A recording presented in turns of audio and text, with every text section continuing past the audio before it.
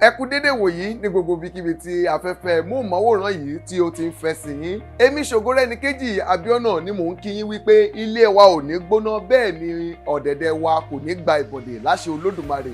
Ìròyìn ayọ̀ kan ni mo mú wá fún wa o láti iléeṣẹ́ KINGBUILDER Marketing Management Limited.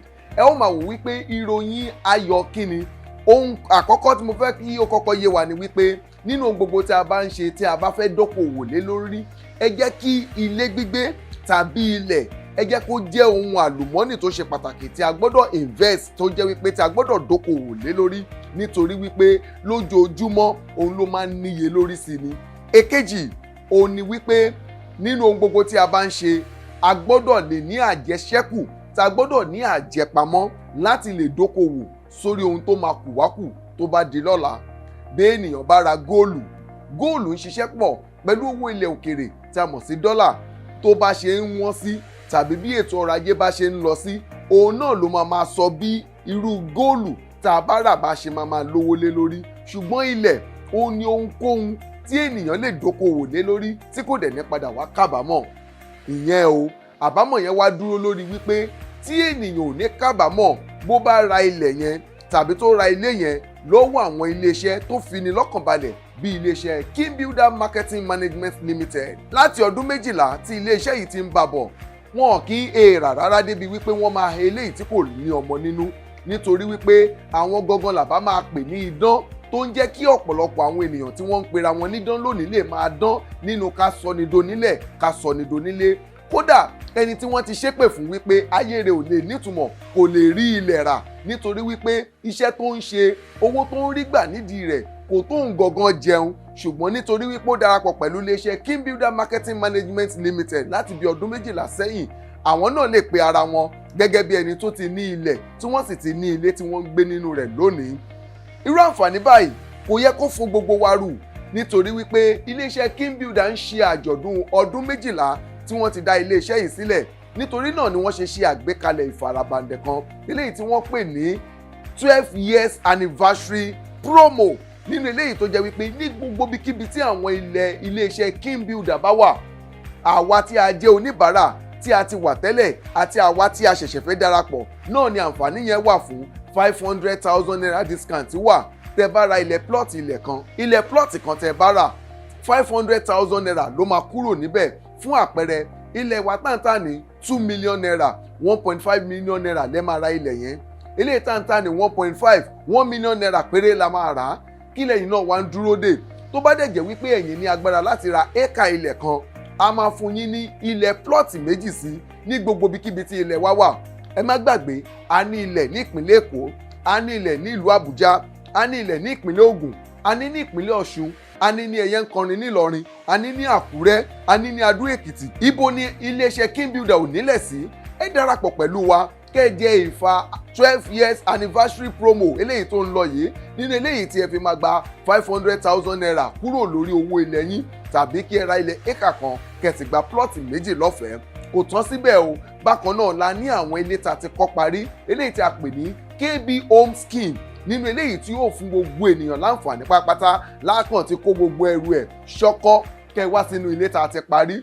Ó ṣe mèrègèdè, ó wà láyìíká tó gbádùn, ó wà láyìíká tó ṣe é wò. Àwọn ènìyàn tó jẹ́ olóòkọ, àwọn ènìyàn ńlá tá a gbọ́dọ̀ máa dárúkọ lórí móhùnmáwòrán, òun làwọn tí ẹjọ́ máa gbélé. Ọ̀nà tó ṣe é gbọ́kànrín wà ńbẹ̀, iná mọ̀nàmọ́ná tí kò kì í ṣẹ́jú. Ẹ gbọ́ bí mo ṣe sọ, iná mọ̀nàmọ́ná tí kò kì í ṣẹ́jú òun ló wà níbẹ̀. Ẹ̀yin náà fúnra yín ẹ lè pè wá kẹ́ kọ́kọ́ wá lọ fi ojú ara yín rí wípé ṣé lórílẹ̀‐èdè Nàìjíríà yìí iná kan tún wà níbì kan tí kì í ṣẹ́jú. Ara àwọn àǹfààní tẹ́ ẹ máa jẹ nìyẹn tẹ́ bá ra àwọn ilé tá a ti kọ́ parí ní iléeṣẹ́ KINGBUILDER Marketing Management Limited. Báwo la ṣe wá ń ta àwọn ilé yìí? Number 1, ilé yìí wà ní Mòwe ní ẹ̀yìn Redemption Camp ní ìlú ìpínlẹ̀ Ògùn. Ibẹ̀ ni ilé yìí wà. A dẹ̀ ní àwọn ilé yìí lẹ́jẹ̀wọ̀n. A ní 2 bedroom terrace apartments léyìí tó jẹ́ wípé 18 million naira ni. Tẹ́ bá kó 18 million naira yín sílẹ̀ lọ́gán lẹ́yìn náà máa kó wọnú ilé yìí. Kò tán síbẹ̀, a ní 3 bedroom detached eléyìí tó jẹ́ wípé 24 million naira ni. Iná mọ̀nàmọ́ná wà ńbẹ̀, ilé yẹn a ti parí ẹ̀. Bákan náà òun náà ní 3 bedroom and 4 bedroom fully detached ìyẹn náà wà ń bẹ̀ 27 million naira nìyẹn. Bákan náà la ní 4 and 5 bedroom detached duplex, 4 bedroom and 5 bedroom fully detached duplex tá a ti kọ́ parí 47 million naira ni. Tẹ́yìn náà bá rí i pé ó dàbí ẹni pé ó pọ̀ létí, tẹ́ bá débẹ̀ ẹ máa kan sára. Àwọn iléeṣẹ́ King Builder ti kúrò ní iléeṣẹ́ tó máa ń fi àwọn ohun èlò gbàrà ògùdù tí wọ́n fi máa ń kọ́lé fúnyàn nítorí wípé a ti ń babọ̀ látọjọ́ tó ti pẹ́. Kò dẹ̀ wá ń ṣe wípé à ń ṣiṣẹ́ yìí nítorí wípé a fẹ́ jẹ èrè sápò, à ń ṣe nítorí wípé ohun tó jẹ́ ìran tá a mọ̀ sí vision iléeṣẹ́ King Builder ni láti lè jẹ́ kí ọ̀pọ̀lọpọ̀ àwọn ènìyàn tí ayé ti gbàgbé sọ wípé wọn ò lè di onílé kí àwọn pẹ̀lú kí wọ́n lè di onílé, kí wọ́n lè di onílẹ̀. Bákan náà ní àwọn ènìyàn tí àwọn fúnra wọn ti rora wọn pin pẹ̀lú iye tí wọ́n ń gbà tàbí iye tí wọ́n ń rí gẹ́gẹ́ bí owó tó ń wọlé sínú ìdílé wọn, kò fún àwọn gan láǹfààní láti lè sọ wípé ìran ọjọ́ iwájú wà fún àwọn gẹ́gẹ́ bí ẹni tó máa padà di onílé. Mo lè fi ọwọ́ wọn sọ̀yà dáadáa wípé iléeṣẹ́ King Builder máa sọ yín donílé, kódà kan ti fèèyàn ṣépè pé o ò lè nílé. Ìpinnu ní nítorí wípé ọ̀tọ̀ ní wípé kó fẹ́ wá bá wa rajà, ọ̀tọ̀ ní pé o fẹ́ wá padà wá ra ilé. A máa kọ́kọ́ pín ẹ jókòó, a máa ṣe ìdánilẹ́kọ̀ọ́ fún ẹ. Ní àwọn ilẹ̀ wa àǹfààní tó pọ̀ ló dẹ̀ wà níbẹ̀, kò sí wàhálà ọmọ onílẹ̀, ajagunbalẹ̀ tàbí ṣẹ̀sófin ìjọba. Àwọn ìdíyelé tó lọ́rìn dẹ̀ ń bẹ. Bákan náà la máa ṣe ìdánilẹ́kọ̀ọ́ fún yín lórí bí ọ̀nà tẹ́ lè gbà kọ́ ilé yín tó máa fi rọ̀ yín lọ́rùn, ọ̀nà tó ṣe é gbọ́kànrìn, iná mọ̀nàmọ́ná wà ń bẹ̀, pẹ̀rímítà fèsì wà. Mi ò lè ka gbogbo àwọn nǹkan yìí. Àwọn àǹfààní dẹ̀ wà, àwọn dọ́kúmẹ̀ǹtì wà tẹ́ ẹ máa gbà tí ì ṣe wípé lẹ́yìn ìgbà tẹ́ bá sanwó tán ẹ̀yin náà ti mọ gbogbo àwọn iléeṣẹ́ onílẹ̀ tẹ́ ti darapọ̀ pẹ̀lú tó jẹ́ wípé wọ́n sọ fún yín wípé ó yá o ilẹ̀ yìí 200,000 ni o, inú yín dùn, ẹ bẹ́ mọ ẹ fò mọ. Nígbà tí ẹ wá ra ilẹ̀ yẹn tẹ́ sanwó tán lọ́ wá sọ fún yín pé ẹ máa sanwó receipt 500,000, ẹ máa sanwó documentation 1 million naira, ẹ máa sanwó lá, ẹ máa sanwó àgbo. Ṣẹ̀yìn náà ti wá rí wípé nígbà tí ẹ fi máa ṣírò gbogbo owó tẹ́ ti san ṣe rí pé ẹ lè padà mọ́. Àbámọ̀ ò ní kẹ́yìn gbogbo wa o. Nítorí náà ẹ darapọ̀ pẹ̀lú iléeṣẹ́ King Builder Marketing Management Limited. Ẹ wá ra ilẹ̀, kẹ́ ẹ wá ra ilé. 12 years promo tó wà níta 500,000 naira ni ó máa kúrò lórí owó yín. Bákan náà ní tẹ́ bá ra 1 acre ó máa fún yín ní 2 plots lọ́fẹ̀ẹ́. Kò wá tán síbẹ̀, òun náà ni mo pè ní KB Homes tẹ́ ti máa ra ilé tí mo dẹ̀ ti dárúkọ àwọn ilé wa eléyìí tá a ní. Eléyìí tó wá kẹ́yìn òun náà la pè ní pay build house you pay.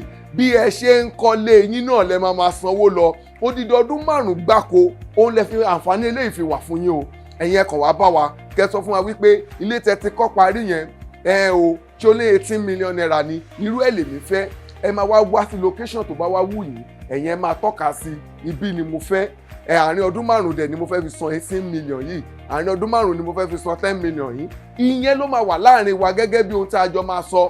A wá bẹ̀rẹ̀ sí ní bá yín kọ, ẹ̀yin náà wá máa sanwó yìí díẹ̀díẹ̀. Tẹ́ bá wá Ọlọ́run bá wá bá yín ṣe, tẹ́ bá tètè san tán ẹ gba kọ́kọ́rọ́ ilé yín náà lẹ bá donílé. Ẹ wò ó kí lẹ́yìn náà wá ń dúró dè, ẹ tètè máa tara ṣàṣàbọ̀ wá sí iléeṣẹ́ King Builder Marketing Management Limited eléyìí tó wà ní number 4/6 Sọmọlójú Estate ní ìtòsí Excellence Hotel Àgùdà Ọgbà ní ìlú Èkó. Bákan náà ó ní a ní àwọn ọ́fíìsì wa káàkiri ní gbogbo ibi tí àwọn ilẹ̀ wa wà, bọ̀tọ̀ olúléeṣẹ́ wa ni mo pè fún yín yẹn. Wẹ́bsáìtì wa ní www.kbltd.org. Òun náà ni tẹ́yìn bá wá fẹ́ pè wá, àwọn nọ́mbà tẹ́ lè pè wá sí ló ti ń lọ lójú móhùnmáwòrán yín látìgbà tí mo ti ń sọ̀rọ̀ yẹn, tàbí ẹ gbọ́ lẹ́nu mi fúnra mi 070-659-21410 tàbí 070-305-41709. Nọ́mbà tẹ́ máa pè wá sí nìyẹn. Lágbára Olódùmarè kò sí kékeré akàn tí kò nílé lórí, bẹ́ẹ̀ ni kò sí kékeré ẹyẹ tí kò nítẹ́. Gbogbo wa pátápátá lolódùmarè máa jogún ilé fún. Àwa tó sì ti jogún ilé fún kò ní wó pa wá títí ò ní jẹ́, ìjọba ò ní gbà á. Lágbára Olódùmarè ayé gbogbo wa yóò lóyin ládùn. Ó tún dìgbà míì tá ó máa pàdé. Orúkọ tèmi ni Ṣògorẹ́níkejì Àbíọ́nà. Ó dàbọ̀.